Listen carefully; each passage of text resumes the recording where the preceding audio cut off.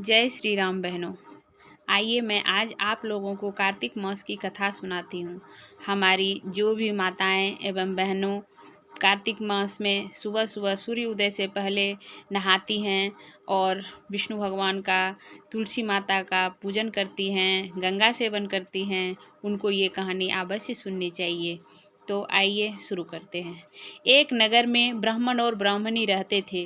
वे रोजाना 7 कोस दूर गंगा यमुना स्नान करने जाते थे। इतनी दूर आने जाने से ब्राह्मणी थक जाती थी। तब ब्राह्मणी कहती थी कि हमारे एक बेटा होता तो कितना अच्छा होता। बेटे के बहू आती तो हमें घर वापस जाने पर खाना बना हुआ मिलता और बहू घर का सारा काम भी कर लेती। ब्राह्मणी की बात सुनकर ब्राह्मण बोला, तूने बात तो सही कही, चल तेरे लिए एक बहू ला ही देता हूँ। ब्राह्मण ने कहा कि एक पोटली में आटा डालकर कुछ मोहरें रख दे। ब्राह्मण के कहे अनुसार ब्राह्मणी ने पोटली बांधकर दे दी। ब्राह्मण चला गया। ब्राह्मण अभी कुछ दूर ही गया था कि उसे यमुना के किनारे बहुत सुंदर लड़कियां दिखाई दिया। वे रेत से घर बनाकर खेल रही थी। उनमें एक लड़की ने कहा कि मैं अपना घर नहीं बिगाड़ूंगी, मुझे तो रहने के लिए ये घर चाहिए। लड़की की बात सुनकर ब्राह्मण मन ही मन सोचने लगा कि बहू बनाने के लिए यही लड़की सही रहेगी। जब वह लड़की जाने लगी तो ब्राह्मण भी उसके पीछे पीछे उसके घर तक चला गया। वहाँ जाकर ब्राह्मण ने कहा, बेटी अभी कार्तिक मास चल रहा है, इसलिए मैं किसी के घर खाना नहीं खा सकता। मैं आटा लेकर आया हूँ। तुम अपनी माँ से पूछो कि क्या वह आटा छानकर 4 रोटी बना देगी। अगर वह आटा छानकर रोटी बनाएगी तो ही मैं खाऊंगा। लड़की ने जाकर अपनी माँ से सारी बात कह दी। माँ ने कहा, ठीक है, जाकर बाबा से कह दे कि वह अपना आटा दे दे, मैं रोटी बना दूंगी। जब वह कन्या आटा छानने लगी तो आटा से मोहरें निकली। वह सोचने लगी, किसी के आटा में इतनी मोहरें हैं तो घर में कितनी होगी। जब ब्राह्मण खाने बैठा तो लड़की की माँ कहने लगी, बाबा आप अपने लड़के की सगाई करने जा रहे हो। तब ब्राह्मण ने कहा, मेरा बेटा काशी में पढ़ने गया हुआ है, लेकिन यदि तुम कहो तो खाड़ कटोरे से विवाह करके तेरी बेटी को अपने साथ ले जाऊं। लड़की की माँ ने कहा, ठीक है बाबा, और खाड़ कटोरे से शादी करके अपनी लड़की को ब्राह्मण के साथ भेज दिया। ब्राह्मण ने घर आकर कहा, रामू की माँ दरवाज़ा खोल कर देखो, मैं तुम्हारे लिए बहू लेकर आया हूँ। ब्राह्मणी बोली, दुनिया ताना मारती है, अब आप भी मारने लगे।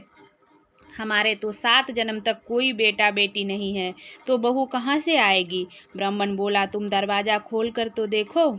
जब ब्राह्मणी ने दरवाज़ा खोला तो बहू को सामने देखा। उसने बहू का स्वागत किया और आदर सत्कार के साथ अंदर ले गई। अब ब्राह्मण और ब्राह्मणी जब स्नान करके लौटते तो बहू घर का सारा काम करके और खाना बनाकर रखती, वह उसके कपड़े धोती और रात को उनका पैर भी दबाती। इस तरह काफ़ी समय बीत गया। सास ने अपनी बहू से कहा कि बहू कभी भी चूल्हे की आग मत बुझने देना और मटके का पानी ख़त्म मत होने देना। एक दिन चूल्हे की आग बुझ गई। तब बहू भागी भागी अपनी पड़ोसन के पास गई और बोली, मेरी चूल्हे की आग बुझ गई है, मुझे थोड़ी आग चाहिए। मेरे सास ससुर सुबह 4 बजे से गए हैं, वो थके हारे आएंगे, मुझे उनके लिए खाना बनाना है।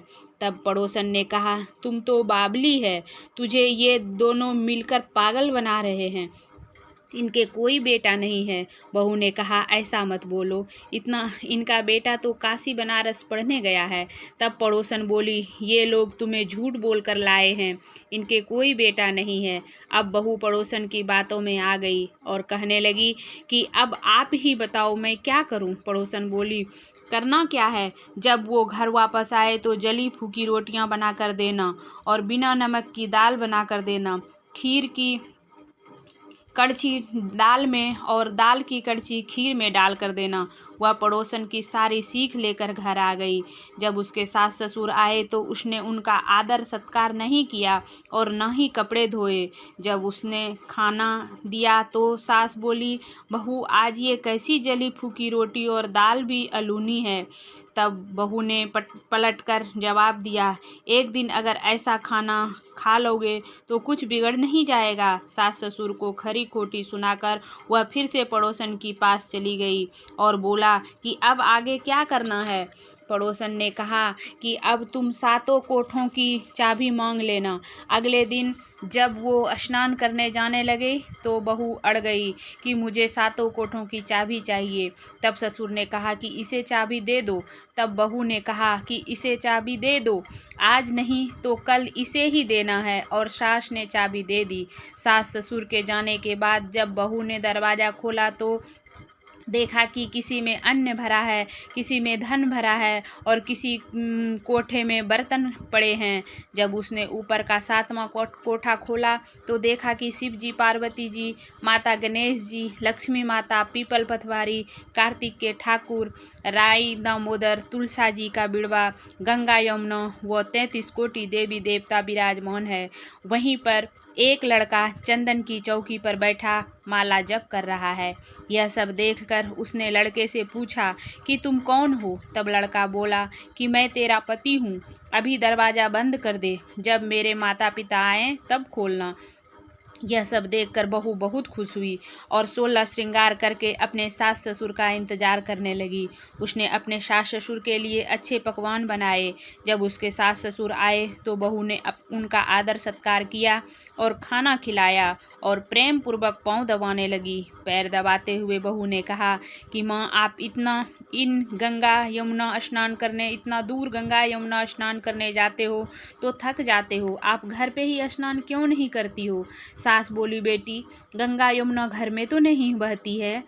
तब बहू बोली, माँ जी बहती है, चलो मैं आपको दिखाती हूँ। जब बहू ने 7वां कोठा खोल कर दिखाया तो उसमें शिव जी, पार्वती जी, गणेश जी, लक्ष्मी जी, पीपल पथवारी, कार्तिक के ठाकुर, राई दामोदर, तुलसा जी का बिड़वा, गंगा यमुना बह रही थी और 33 कोटि देवी देवता विराजमान हैं। वहीं चौकी पर बैठा एक लड़का माला जप रहा है। माँ ने कहा, बेटा तू कौन है। लड़का बोला, माँ मैं तेरा बेटा हूँ। तब ब्राह्मणी ने पूछा, तू कहाँ से आया है। लड़के ने जवाब दिया, मुझे कार्तिक देवता ने भेजा है। बुढ़िया बोली, बेटा यह दुनिया कैसे मानेगी तू मेरा बेटा है। बुढ़िया ने कुछ विद्वान पंडितों से सलाह मांगी। पंडितों ने कहा, इस पार बहू बेटा खड़ा हो जाए, उस पार बुढ़िया खड़ी हो जाए। बुढ़िया ने चमड़े की अंगिया पहनी हो और छाती में से दूध की धार निकलकर बेटे की दाढ़ी मूछ भींगे और पवन पानी से गठजोड़ा बंधे, तब माने कि यह बुढ़िया का ही बेटा है।